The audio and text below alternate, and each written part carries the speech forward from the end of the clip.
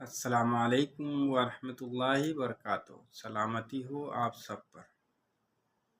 आज मैं बच्चे और उनके माता पिता के विषय में कुछ बातें शेयर करना चाहता हूँ आप लोगों से।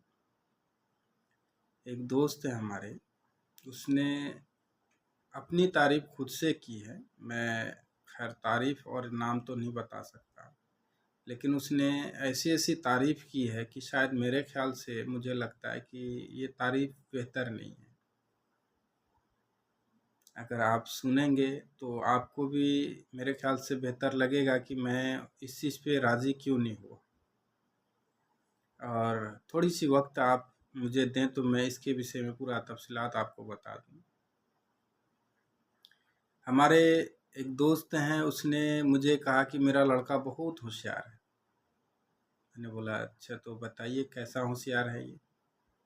तो उसने बोला बहुत चतुर है, बहुत होशियार, चतुर, तेज़, मतलब यही सब बोलते हैं ना हम लोग अपनी ज़बान में।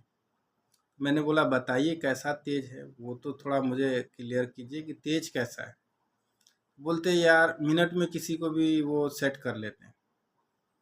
पैसे के तो मैं कहता हूँ कि वो मिनट में भी किसी को भी मतलब उनका ले दे के अपना कर लेते हैं। बाकी लेना तो जानते हैं, देना बहुत मुश्किल हो जाता है।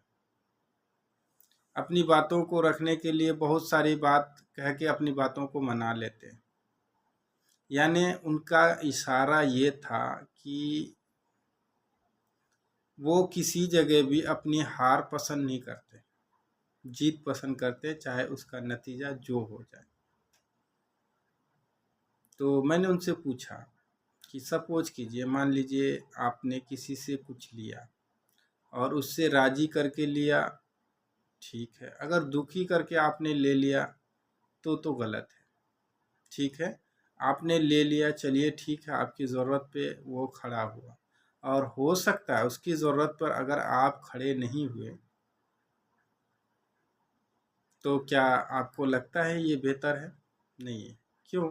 ज़ाहिर-सी बात है कि अगर आपके लिए कोई खड़ा है तो आप भी उनके लिए खड़े होइए, और नहीं हो सकते हैं तो मेरे भाई सपने तो मत दिखाइए ना।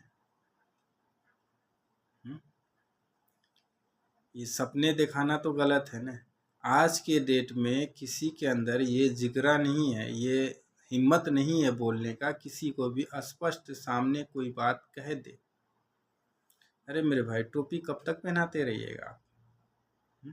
टोपी मैं इसलिए बोला हूँ कि आप अपनी ज़बान से जो बात इकरार कर रहे हैं, अपनी ज़बान से जो बात आप बोल रहे हैं, ये सामने वाला जो सुन रहा है, क्या उनके पास में इतनी अकल सलाहियत नहीं है, जो आपकी बातों को समझ सके?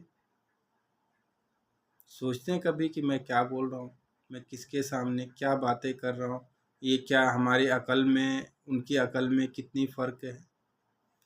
मेरे भाई, आप अपने बच्चे की तारीफ़ कीजिए, मैं मना नहीं करता हूँ।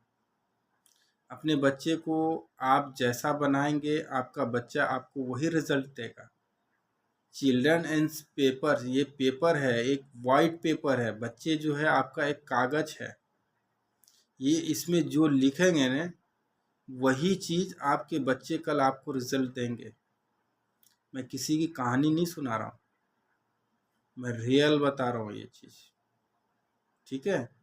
और अगर अल्लाह हयात से रखे तो इस वीडियो को आप अपने नसीहत के लिए सेव कर लीजिएगा कि आप जो करेंगे आपके बच्चे वही टाइप करेंगे। ये चैलेंज करता हूँ, आप लिख लीजिए इस बात को। हाँ, बस फ़र्क ये होगा कि अपनी सोहबत, अपनी आदत, अपनी माहौलों से अपने बच्चों को दूर रखें, तो तब्दीली आ सकता है। अगर नहीं रखे न, तो मुझे लगता है कि शायद आप में और आपके बच्चे में सिर्फ रिश्ता रहेगा बाप बेटा का, आदत वही हो जाएगा जो आपकी आदत है। समझ गए? तो इसलिए मैं ये कहता हूँ कि मेरे भाई अच्छी बात है, आपका बेटा बहुत चतुर है, लोगों को टोपी पहना देता है, लोगों को बात मना लेता है, लेकिन क्या ये आपको सहमत लगता है? ये सुन्नती तरीका है? ये मोमिन का तरीका है? झूठ, फसाद कुछ भी करके आप अपनी बातों को मना लीजिए? नहीं। कोई ज़रूरी नहीं है कि किसी को कोई लठ से मारेगा, डंडा से मारेगा, हम लोग लाठी बोलते हैं अपने ज़बान में, उससे मारने के बाद ही लोग गुनहगार। नहीं नहीं मेरे दोस्त, ये अल्फाज, ये ज़बान जो है ना आपकी, ये भी लाठी से भी कहीं ज़्यादा तेज हो जाती है, और इसका चोट तो इतना खतरनाक होता है कि मुझे लगता है कि शायद आप लाठी से मारेंगे उसकी इलाज हो जाएगी, इसकी इलाज नहीं होगी। इसीलिए रसूलुल्लाह सल्लल्लाहु अलैहि वसल्लम ने सहाबा को तरबियत किया, ज़बान को पकड़ के बताया कि इसका कंट्रोल जरूर कीजिए। मेरे भाई, मेरे दोस्त, आप अपने बच्चे की तारीफ़ कीजिए, अच्छी बात है। बच्चों के सामने तारीफ़ मत कीजिए। बच्चे की बुराई पे, बच्चे की अच्छाई पे, बच्चे के हर एक चीज़ पे आप खुद निगहबान होइए। आप खुद जांचिए कि मेरा बच्चा क्या ये जो कर रहा है ये अच्छा है या गलत। सही और गलत को नहीं पहचान पाएंगे तो हो सकता है कि शायद वो दिन ज़्यादा दूर नहीं होगा जो बच्चे आपको मजबूर करेंगे। बहुत लोगों के ज़बानों से सुना होगा आपने कि बच्चा मेरा ऐसा हो गया, मेरी बेटी ऐसी होगी, मेरा बेटा वैसा। नहीं नहीं, हुआ नहीं आपने, बल्कि बनाया है। थोड़ी सख्ती लफ्ज़ है, इस पे बुरा मत मानिएगा। हुआ नहीं, आपने ऐसा बनाया है। क्यों? सपोज मैं एक बात समझाने के लिए मैं आपको बताता हूँ। कोई भी एक गाय लेता है, उसको पालता है, पोसता है, पोसने के बाद जब वो गाय बच्चा देती है, बच्चा के साथ साथ दूध भी देती है, समझ रहे?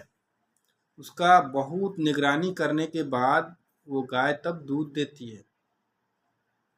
इसी तरीके से आपके बच्चे हैं, एक पेड़ है, ये एक दरख्त है, इसको आप लगा रहे हैं, इसमें जैसा आप यूरिया डालेंगे उसी प्रकार की इसकी उन्नति होगी। जिस प्रकार की आप इसको तालीम देंगे उसी प्रकार का बच्चे आपका रिजल्ट लेके आएगा। मेरे दोस्त, भीख मांग के खाना पड़े खा लीजिए, लेकिन अपने बच्चों की तरबियत में कमी मत कीजिए। 5 टाइम की जगह में 2 टाइम खाइए, लेकिन बच्चों को तालीम दीजिए। मैं मानता हूँ कि थोड़ी सख्त लफ्ज़ है। आप कि ज़माने में जितने भी लोग हैं, जो ज़िंदगी गुजर गई, अब आने वाले जो वक्त हैं, non education is not valid, ये कोई वैल्यू नहीं है उस इंसान की जो पढ़े लिखे नहीं है। इंटरनेशनल लेवल पे हम लोग चलते हैं, हम लोगों को मालूम है बगैर पढ़े लिखे लोगों की कितनी अहमियत है और जो पढ़े लिखे लोग हैं उनकी कितनी अहमियत है। सिर्फ मैं अपने इंडिया की बात नहीं कर रहा हूँ, all world in respect and education is not accept in poor man and non education. कोई ऐसा वर्ल्ड नहीं, कोई ऐसी दुनिया नहीं है जहाँ पढ़े लिखे की इज्जत ना करता हो, और कोई ऐसा देश नहीं है जहाँ गरीबों का इज्जत करे और जाहिलों का इज्जत करे। बहुत मुश्किल है, चाहे किसी भी कंट्री में आप विजिट कीजिए। मेरे दोस्त, बच्चे को तारीफ़ करना है, बच्चे की हुस्न सलूक पे मत जाइए, बच्चे की आदत बनाइए, बच्चे को उस लायक बनाइए कि हो सकता है कि अभी आपने तरबियत किया, अभी आप फौत कर गए, कल वो बच्चा आपका नसीहत को याद रखे। और सबसे पहले तो दीन की पढ़ाई दीजिए उनको, दीन की चीज़ बताइए, हराम हलाल सबसे पहले बताइए। अदब व तमीज़ सिखाइए उसको कि बड़ों से कैसे बात किया जाता है, छोटों से कैसे बात किया जाता है। ये चीज़ आप पहले अपने बच्चों को सिखाइए, उसके बाद दुनिया की चीज़ सिखाइए। नहीं तो आज वो दूसरे को जलील कर रहा है, कल आपको करेगा। लिख लीजिए इस बात को, मैं कोई चैलेंज नहीं कर रहा हूँ, लिख लीजिए इस बात को। चाहे आप जितनी भी बड़े सूफी बन जाइए, आज आपका बच्चा दूसरे को जलील कर रहा है, कल वो आपको करेगा। ये लिख लीजिए इस बात को।